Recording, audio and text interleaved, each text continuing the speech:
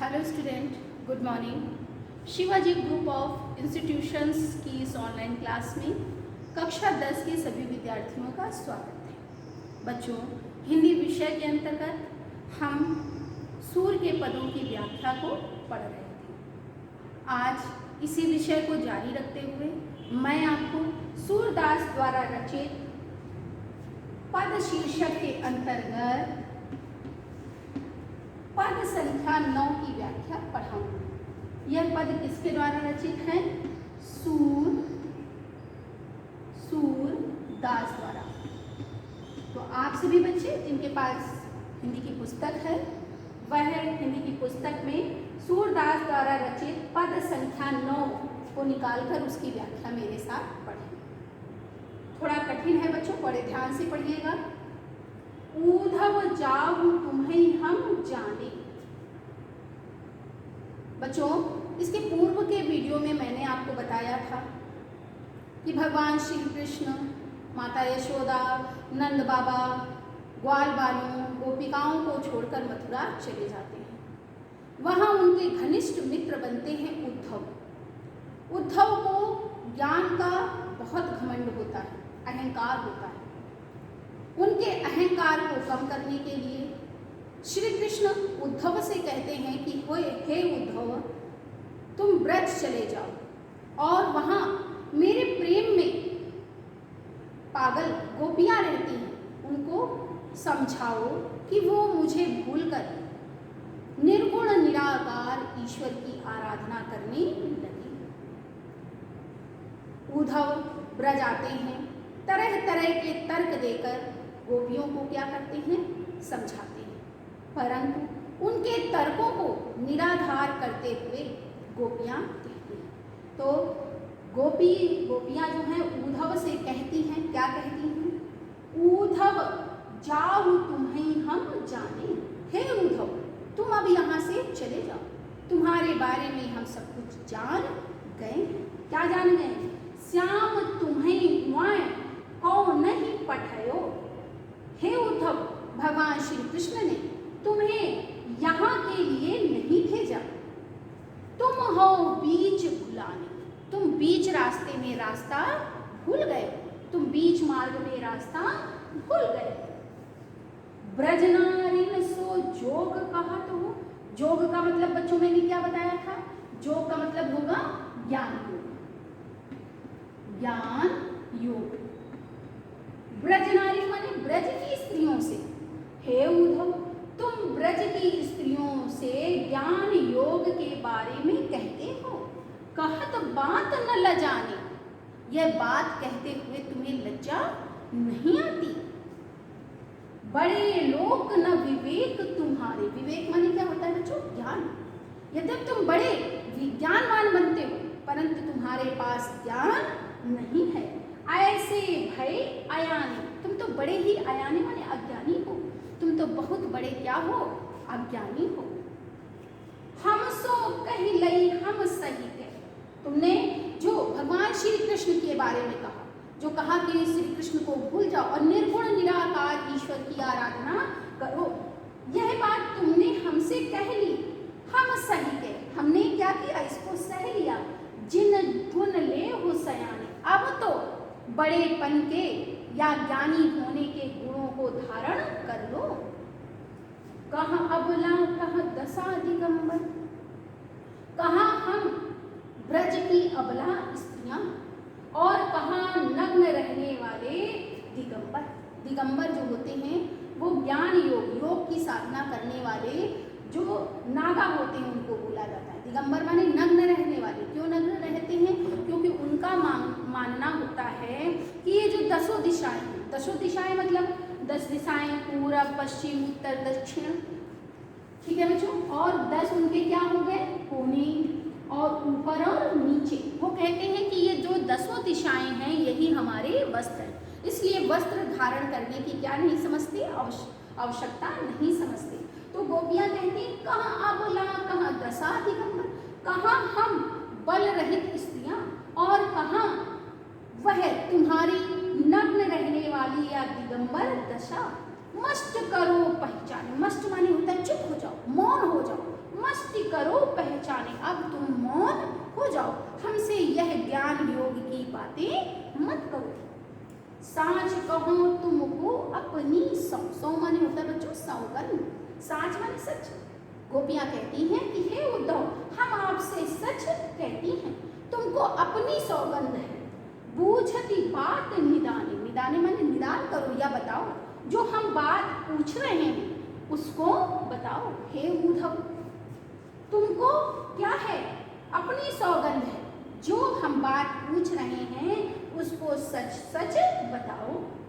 सूर श्याम जब तुम ही पठायो, सूर श्याम सूरदास जी कहते हैं कि गोपियाँ उद्धव से कहती हैं कि हे उद्धव, जब भगवान श्री कृष्ण ने तुमको यहाँ भेजा तब नैको मुस्काने, नैको माने थोड़ा सा, तो क्या वो जरा सा या थोड़ा सा मुस्कुराए थे? यदि मुस्कुराए थे तो उन्होंने तुम्हारे साथ क्या किया है, मजाक किया है। बच्चों आया समझ में? मुझे लग रहा है कि एक बार व्याख्या आप और पढ़ लें। तो चलते हैं, पढ़ते हैं। उद्धव जाओ तुम्हें हम जाने, कौन किससे कह रहा है? गोपियाँ उद्धव से कहती हैं कि हे उद्धव, अब तुम व्रत छोड़कर चले जाओ, तुम्हारी सारी बातों को हम जान गए। श्याम तुम्हें मैं को नहीं पठायो, भगवान श्री कृष्ण ने तुमको यहाँ के लिए नहीं भेजा था। तुम हो बीच भुलाए, तुम बीच में रास्ता भूल गए, तुम मार्ग में बीच में ही रास्ता क्या कर गए हो, भूल गए हो। ब्रज नारी सौ जोग कहत हो, ब्रज की स्त्रियों से तुम ज्ञान योग की बातें करते हो। कहत बात कहत न लजाने, यह बात कहते हुए तुम्हें लज्जा नहीं आती। बड़े लोग न विवेक तुम्हारे, तुम बड़े ज्ञानवान बनते हो पर तुम्हारे पास विवेक माने ज्ञान, पर तुम्हारे पास ज्ञान नहीं है। ऐसे भय अयानी, तुम तो अयानी माने अज्ञानी, तुम तो बड़े ही क्या हो, अज्ञानी हो कि ब्रज की नारियों से क्या कहते हो, योग की बातें कहते हो। हम सो कही लई हम सही, तुमने हमसे ये बात कही, हमने उसे क्या कर लिया, सह लिया।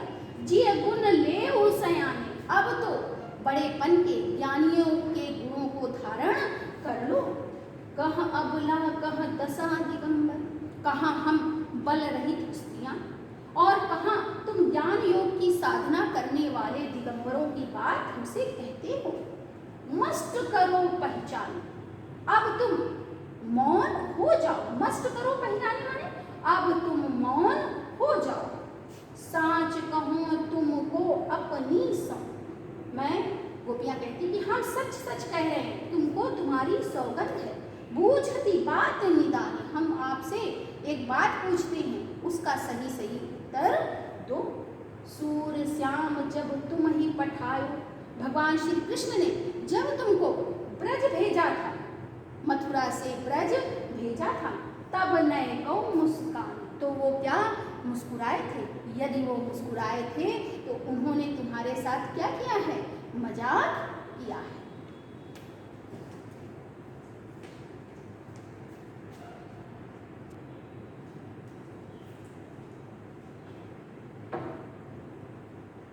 बच्चों अब हम आते हैं पद संख्या 10 पर। अब हम किस पद की व्याख्या पढ़ेंगे, 10। देखिए पद संख्या 10 है। निर्गुण कौन देश कौ वासी, मधुकर कही समुझाई सौह दय, बूझत साँच नहासी।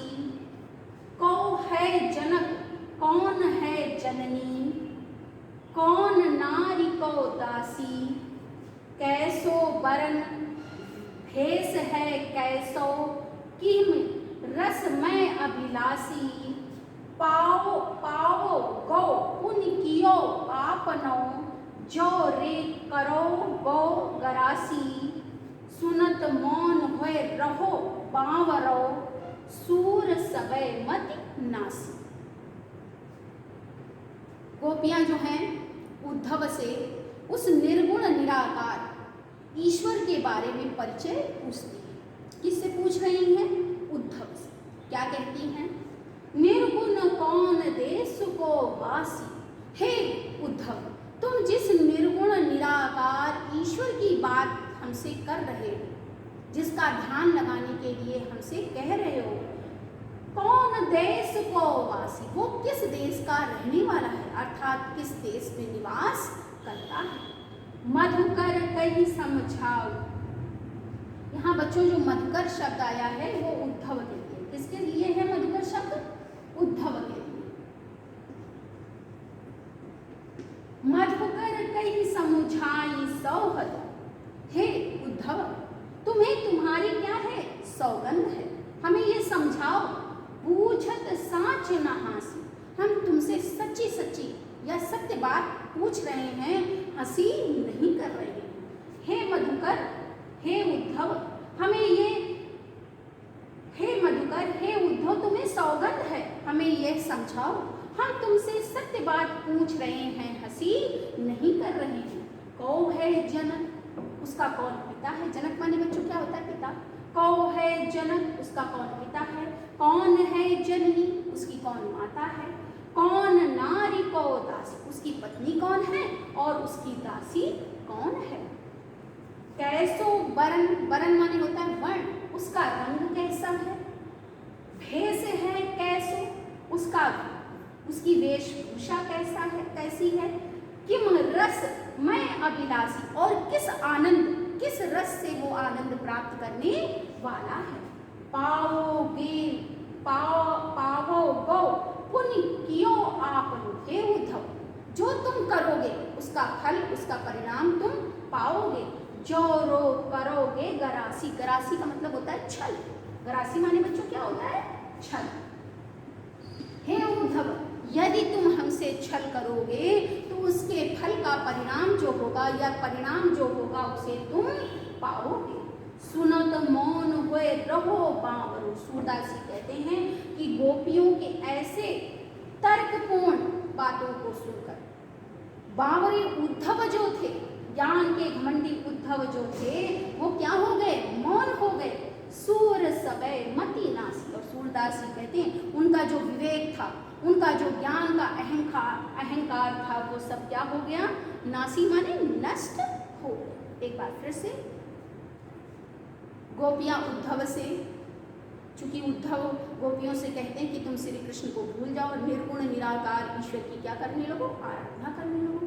तो गोपियां जो हैं उद्धव को तर्क देते हुए कहती हैं, निर्गुण कौन देश को वासी, हे उद्धव वो जो तुम्हारा निर्गुण निराकार ईश्वर है वो किस देश का रहने वाला है। मधुकर कई समझाई सौहद, मधुकर क्या है, किसके लिए है, उद्धव के लिए। हे उद्धव तुमको सौगंध है, हमें यह समझाओ।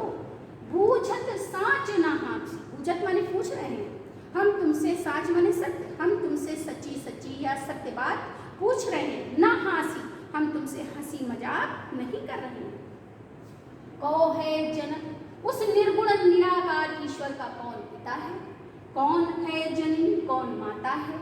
कौन नारी, कौन पत्नी है। कौ दासी, और कौन उसकी दासी है या परिचारिका है। कैसो वर्ण, उसका कैसा क्या है, वर्ण, वर्ण माने रंग है। वेश है कैसो, उसकी वेशभूषा कैसी है। कि है रस में अभिलाषी, और किस रस में उसे आनंद की अनुभूति होती है। पाओगे पुण्य कियो आपनु, जो रे करोगे गरासी, गरासी माने छल। हे उद्धव यदि तुम हमारे साथ छल करोगे तो उस छल का परिणाम पुनः पाओगे, उस छल का जो फल है वह तुम फिर पाओगे। सुनत मौन हुए रहो बावर, सूरदास जी कहते हैं कि गोपियों के ऐसे तर्कपूर्ण विचारों को सुनकर, तर्कपूर्ण उत्तर को सुनकर, जो बावरे पागल ज्ञान के अहंकार में घमंड में चूर कौन थे, उद्धव थे, वो क्या हो गए, मौन हो गए। सूर सबे मति नासी, और सूरदास जी कहते हैं कि उनके जो ज्ञान का अहंकार था वो क्या हो गया, नष्ट हो गया। बच्चों व्याख्या करना मैंने आपको कई बार बताया है, क्या करना है व्याख्या करने के अंतर्गत आपको। आज जो भी 2 पद मैंने आपको पढ़ाए हैं उन दोनों की क्या करनी है, HW में व्याख्या करनी है। व्याख्या किस प्रकार, सबसे पहले संकेत, फिर क्या डालेंगे, संदर्भ, संदर्भ के बाद प्रसंग और प्रसंग के बाद व्याख्या, और व्याख्या लिखने के बाद क्या डालते हैं आप लोग, काव्यगत सौंदर्य। तो बच्चों ये जो दो पद मैंने आज पढ़ाए हैं, इन दोनों में भाषा कौन सी है? ब्रज भाषा। फिर बच्चों देखिए, जो है निर्गुण निराकार ईश्वर की का वर्णन किया जा रहा है। तो यहाँ पर जो होगा बच्चों, जो होगा वो होगा भक्ति रस। भक्ति रस कहीं कहीं शांत रस भी हो जाएगा, क्योंकि निर्गुण निराकार ईश्वर की क्या की गई है? बात की गई है। अनुप्रास अलंकार है, दोनों पदों में कौन सा अलंकार है? अनुप्रास अलंकार है। छंद कौन सा है बच्चों? गेय पद। छंद कौन सा है? गेय पद। और इसके बाद बच्चों अगर गुण की बात की जाए तो जो है भक्ति मिश्रित यहाँ शांत रस आ रहा है, तो जो है प्रसाद गुण होगा। कौन सा गुण होगा? प्रसाद। और शब्द शक्ति बच्चों यहाँ पर लक्षणा है। कौन सी शब्द शक्ति है? लक्षणा है। तो बच्चों मुझे आशा है कि आज मैंने जो पद संख्या 9 और 10 की व्याख्या पढ़ाई है वो आपको समझ में आ गई होगी। इस टॉपिक को मैं अपने अगले वीडियो में भी क्या रखूँगी? जारी रखूँगी। तब तक के लिए बच्चों इतना ही पर्याप्त है। Have a nice day.